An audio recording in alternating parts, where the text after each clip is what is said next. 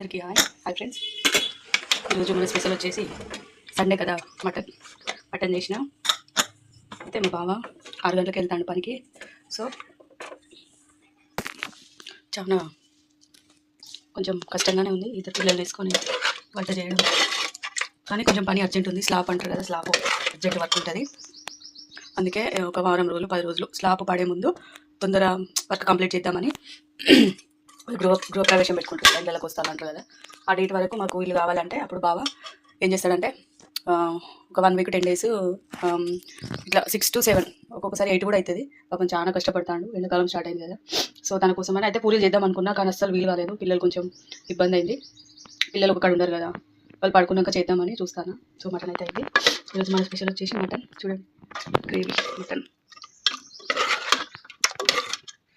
ఈరోజు మటన్ చూడండి ఇంత గ్రేవీ.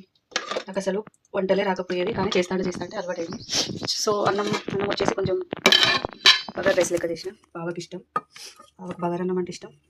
హార్డ్ వర్క్ కదా, కొంచెం అన్నం మంచిగా తింటే, మంచిగా అంటే కడుపు నిండా కాదు, కడుపు నిండా తినడు అసలే, బాగా తింటాడు. అందుకే తినే కొంచెం అయినా కూడా మంచిగా తినాలని ఈరోజు మటన్ బగారా అన్నం అయితే చేసిన. సాయంత్రం రొట్టెలు అయితే చేద్దాం అనుకుంటాను, ఎందుకంటే పూరీలు చేద్దామంటే బావకు పూరీలు ఇష్టం, కానీ రొట్టెలు కూడా తింటాడు. కానీ పూరీలు చేసేవారు కొంచెం ఎక్కువ టైం పడుతుంది కదా, ఇద్దరు పిల్లలు ఉన్నారు కదా, అందుకే చేయలేకపోతాను.